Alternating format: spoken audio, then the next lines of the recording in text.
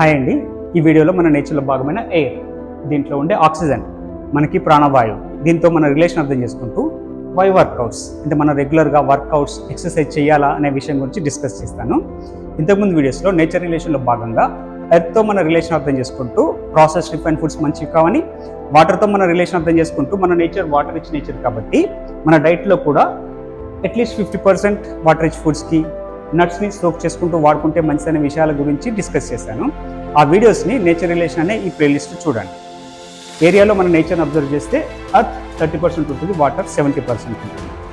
కానీ వాల్యూమ్లో అబ్జర్వ్ చేస్తే అర్త్ వాటర్ కంటే ఎయిర్ యొక్క ఆక్యుపెన్సీ చాలా ఎక్కువ. నేచర్ తగ్గట్టుగా నేచర్కి అనుగుణంగా మన శరీరంలోని ప్రతి కణాల రిక్వైర్మెంట్స్ ఉంటాయి.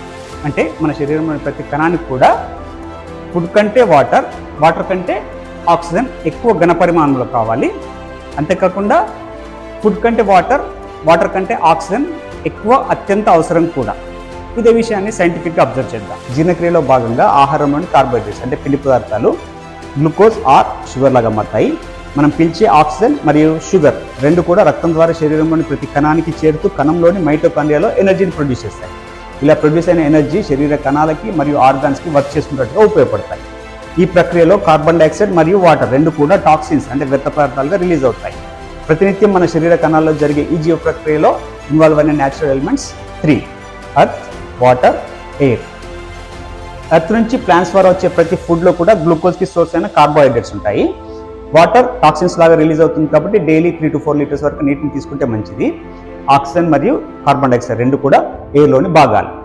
ఈ ప్రక్రియలో నేచర్లో మాదిరిగానే అర్త్ కంటే వాటర్, వాటర్ కంటే ఎయిర్ ఎక్కువ ఘన పరిమాణంలో ఇన్వాల్వ్ అయి ఉంటాయి.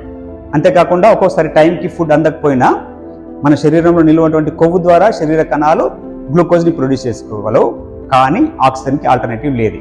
కాబట్టి నేచర్లో మాదిరిగానే ఫుడ్ కంటే వాటర్, వాటర్ కంటే ఆక్సిజన్ అత్యంత అవసరం కూడా. మన డైలీ బిజీ లైఫ్ స్టైల్లో ఇదే రకమైన బ్యాలెన్స్ అంటే మన శరీర కణాలకి ఫుడ్ కంటే వాటర్, వాటర్ కంటే ఆక్సిజన్ ఎక్కువ ఘన పరిమాణంలో అందేటట్టుగా చూస్తున్నాము. ఈ విషయాన్ని 40 to 50 years బ్యాక్ మన గ్రాండ్ పేరెంట్స్ యొక్క లైఫ్ స్టైల్ని అబ్జర్వ్ చేస్తే తెలుసుకోవాలి. ఈ రకంగా ఎక్కువగా కష్టపడి పనిచేసేవాళ్ళు. ఎక్కువ పనికి ఎక్కువ ఎనర్జీ కావాలి, ఎక్కువ ఎనర్జీకి ఎక్కువ ఆక్సిజన్ కావాలి.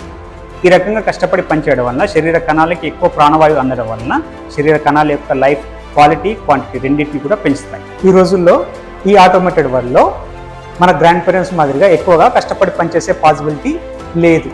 కాబట్టి మన దినచర్యలో 2 మార్పులు.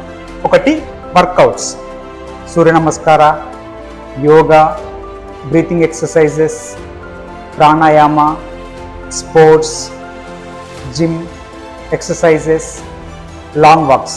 ఇవన్నీ కూడా మన శరీర కణాలకు ఎక్కువ పరిమాణంలో కావాల్సిన ప్రాణవాయువును చేరవేస్తూ మన లైఫ్ క్వాలిటీ, క్వాంటిటీని ఇంప్రూవ్ చేస్తాయి. రెండవది న్యాచురల్ ఫుడ్స్ అన్నీ కూడా మన శరీర కణాలకు ఎక్కువ పరిమాణంలో కావాల్సిన ప్రాణవాయువుతో వస్తాయి.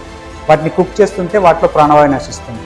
కాబట్టి టేస్టీగా ఉండే ఇలాంటి వెజిటేబుల్ జ్యూస్ కానీ, సోకు నట్స్ కానీ మన డైలీ డైట్లో ఇంక్లూడ్ చేసుకుంటే లైఫ్ క్వాలిటీ, క్వాంటిటీ కూడా ఇంప్రూవ్ అవుతుంది. ఈ వీడియో నచ్చినా, ఇన్ఫర్మేషన్ నచ్చినా లైక్ చేయండి, షేర్ చేయండి, సబ్స్క్రైబ్ చేయండి. Thank you.